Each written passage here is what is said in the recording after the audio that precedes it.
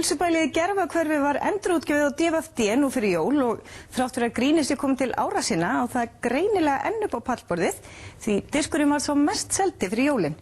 Seinni diskurinn komin út og að því tilefni fengum við þá Gísla Rúnar og Ladda til að rifja upp nokkrar óborganlegar persónur.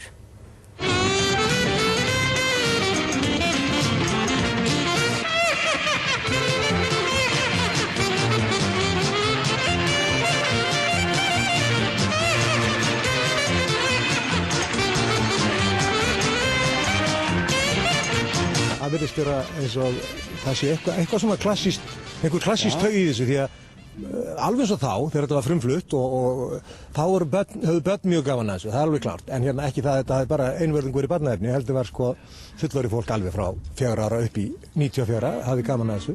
Þá sér maður það bara, þetta er eiginlega bara ábyggilega ódauðlegt bara. Já, líka, ég hugsa það, hérna, ódrepandi eins og bara baktería eiginlega sem er ódrepandi. Er hálfsjúkt bara? Nei, fyrir ekki, maður fer óvart í þegar maður er komin hingað sko. Já, minningarnar hellast yfir Ladda og hann... Nei, fyrir ekki. Sjálfvirki heimsækjandinn. Já. Halló! Olli! Já. Var þetta mamma þín sem var í heimsókn hjá þér áðan? Nei, það var mágur minn. Mágur? Já. Er hann eitthvað hinsinn? Nei. Og af hverju var hann þá í þessum kjól? Hvað? Jakkafötin voru bara í hreinsun.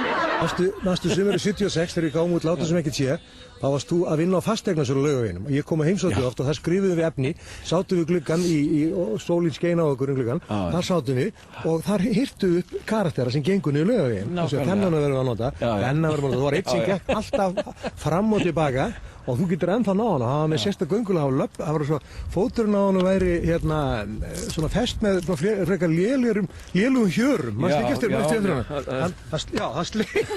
það slengdist undan á löppin og hérna, og maður ekki eftir og svo notuðu við þetta hérna göngulega í heilsubælinni þegar einu sinni hérna stofugangurinn kemur inn á sjúkrastofuna, þá gangaðu öll svona í takt, skilur við. Já, alveg nákvæmlega. Þannig að það nýttist allt saman, allt gjörnýtt, sko.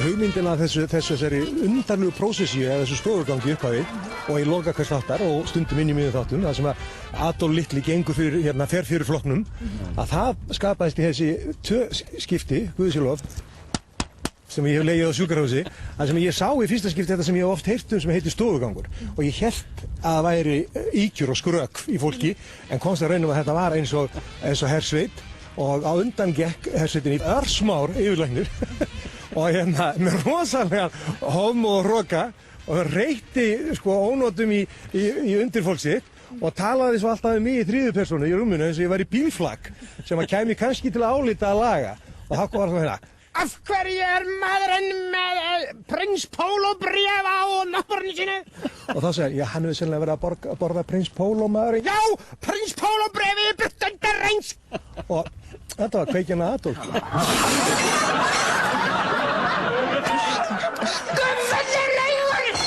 Já, hvað er það komið í? Hvað? Misturðu gólftöskunar í súpunni eða hvað? Ég er svona rétt, gefðu núna í smástund. Finnst þér það góð?